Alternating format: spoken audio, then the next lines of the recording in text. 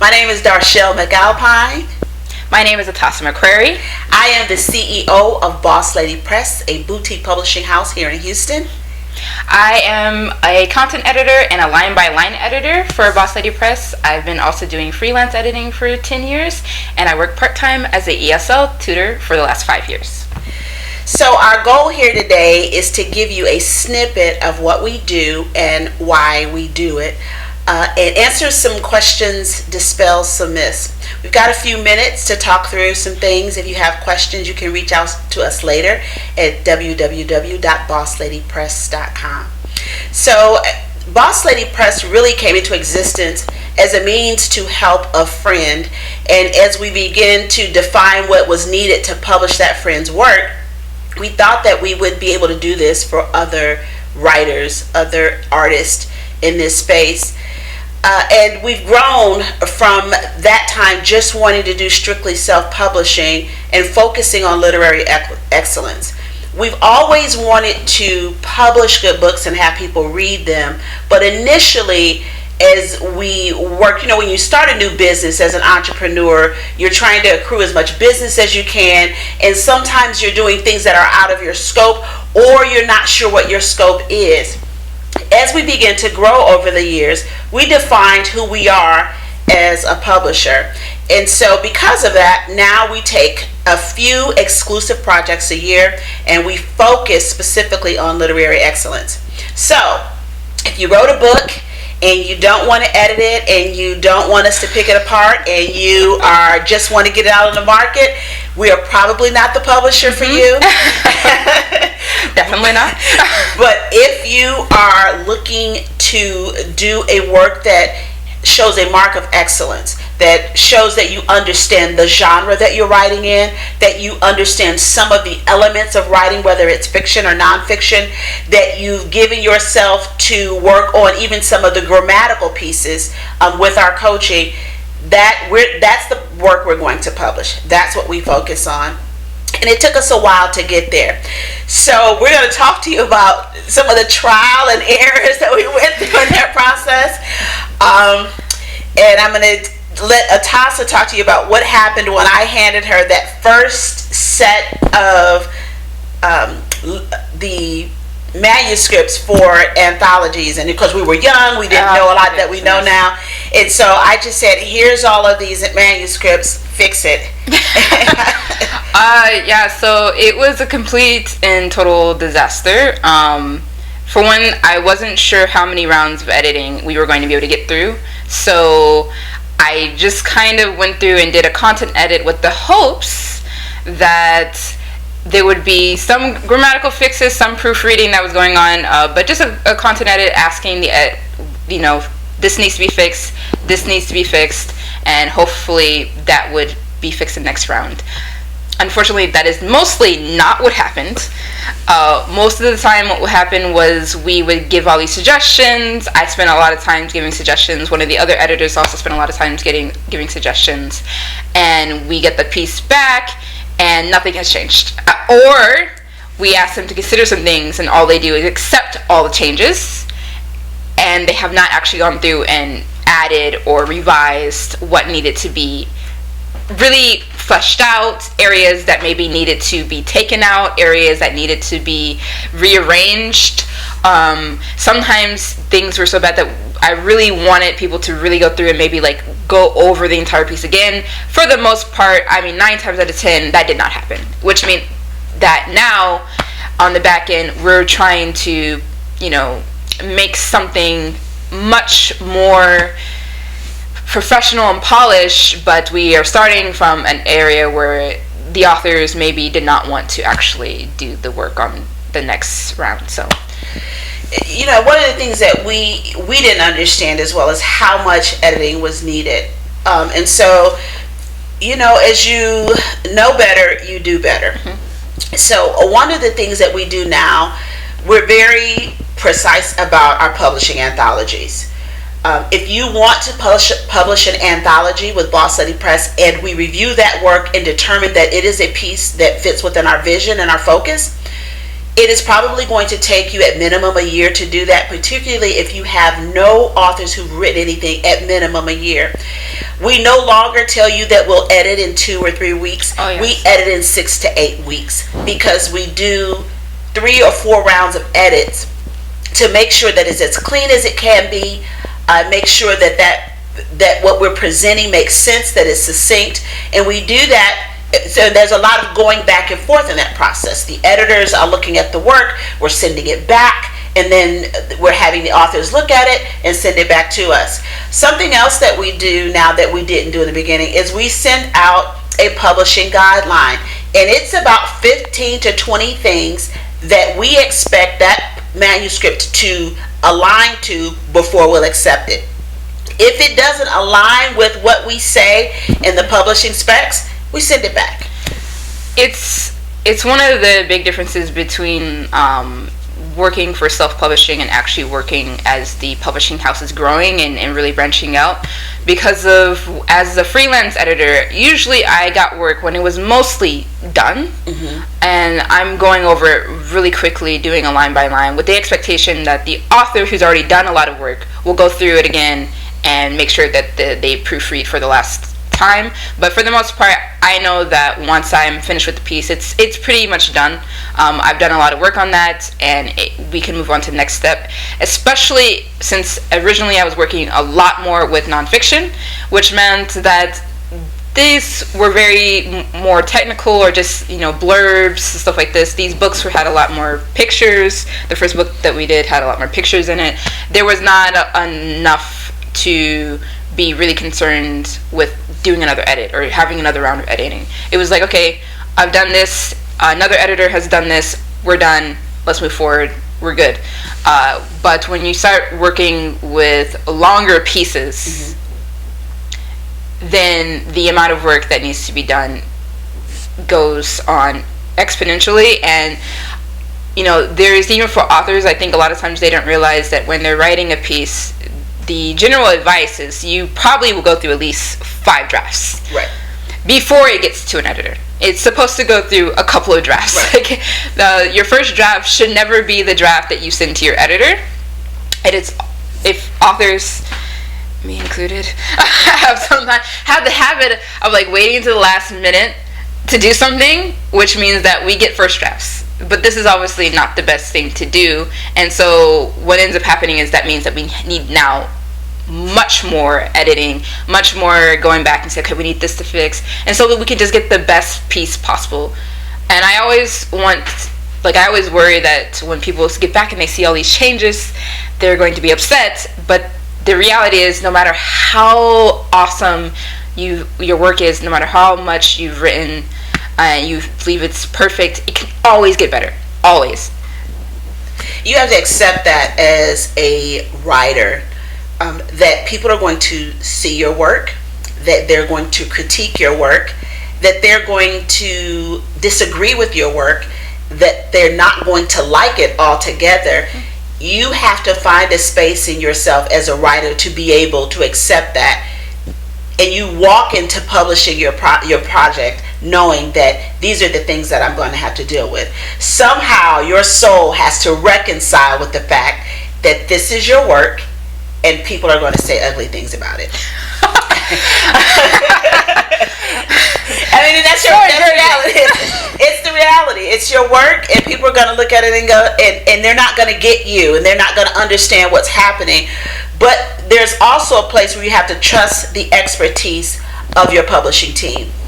We come to this space with deep experience in the space, with professional writing experience, editing experience, editorial experience. So we're not just novices in the field saying, hey, we got an idea, let's do the work. We have the experience to help you get the kind of project that is impeccable in the self-publishing space. And there's some parameters for that, and we'll talk about that. But I want to talk about the idea that anybody can be a writer. Oh dear. I hear that all the time. I think, and this is just boss lady lingo here, I think that everyone has a story. I'm not sure that everyone is a writer. I think Atossa feels a little different. She's got a spin on it that's a little different than the one I have. I do. One of the things that I'm concerned about is I don't want someone to think that because they start off being a really bad writer, that they will never improve. This is not true. I've seen people who, when practicing within a year, have improved dramatically just from practicing writing different things. So in my opinion, I believe that everyone can be a writer. It's just how much work are you going to put into that.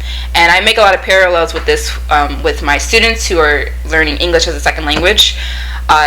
Everyone can master English. Everyone can learn a second language. How much work do you want to put into that? Do you want to, and what range of expertise do you want to reach? Do you want to just have a conversation? Do you want to be able to explain yourself on advanced topics? Do you want to sound like a native speaker? Because of all of these, get progressively harder as you're going through. If you want to have a conversation, you can do that in about a couple of months. You want to learn how to say more technical phrases, you can do that maybe a year or two. You want to sound like a native speaker, now you're talking about 5 to 10 years tops. Like that's the minimum that you're 5 to 10 years minimum. That's about the amount of time that you're going to put in.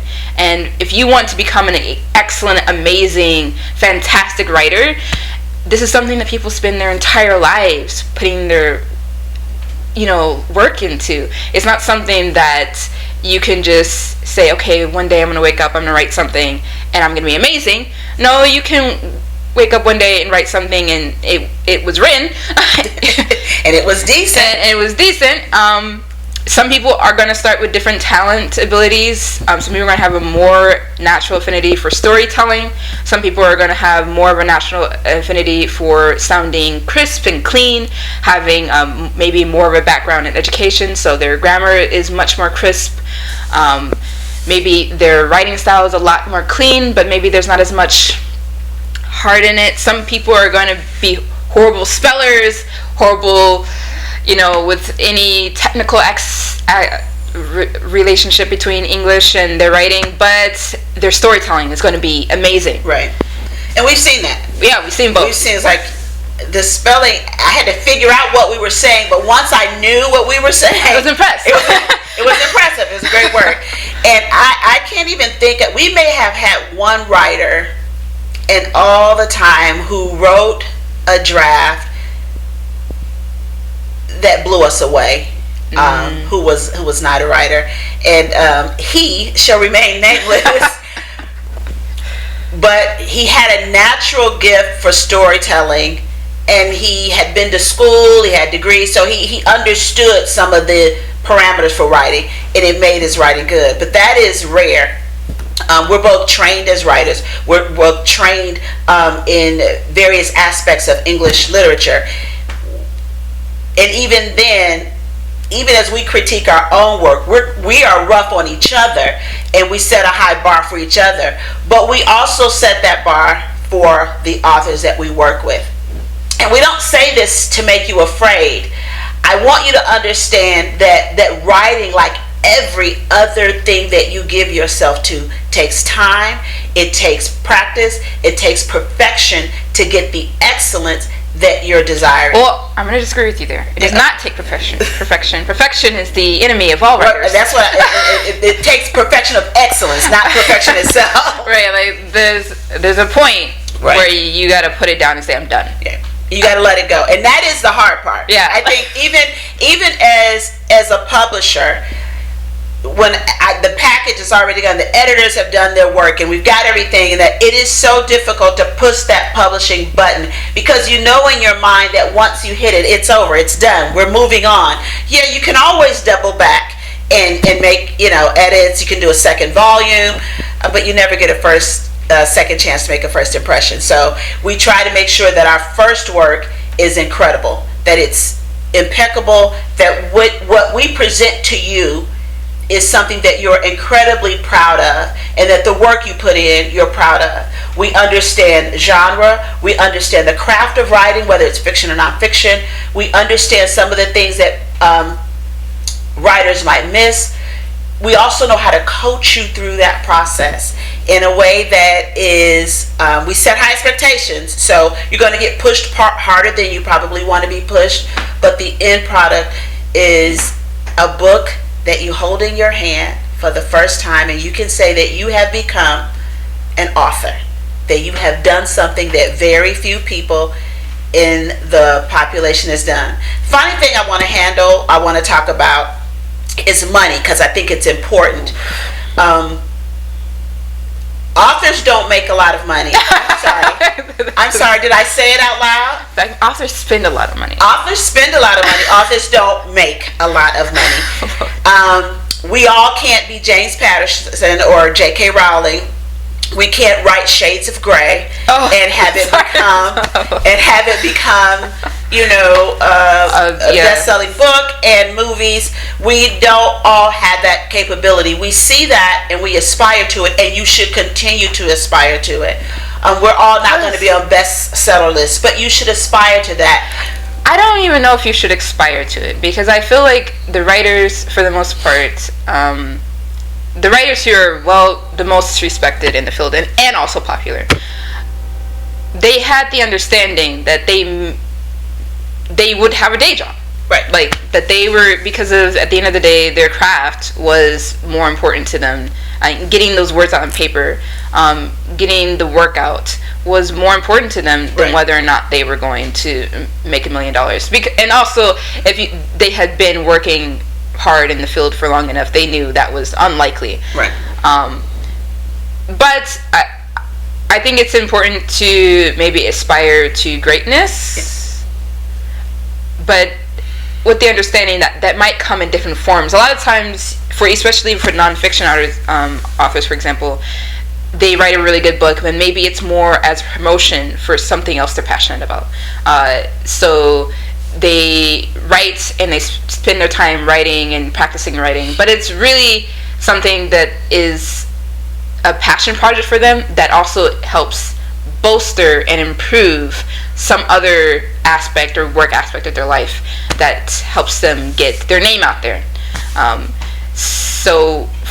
For people who are writing fiction, maybe it's more about trying to see if you can enter into competitions to win awards or something of this sort before you expect that I'm going to write this first book and it's going to blow up. Right. And it's not that it can't happen. It's just rare. But it's incredibly rare. It's rare for people to become an author to start with. It's incredibly rare to write your first book and it be a breakout success. Most writers average about $63,000 a year.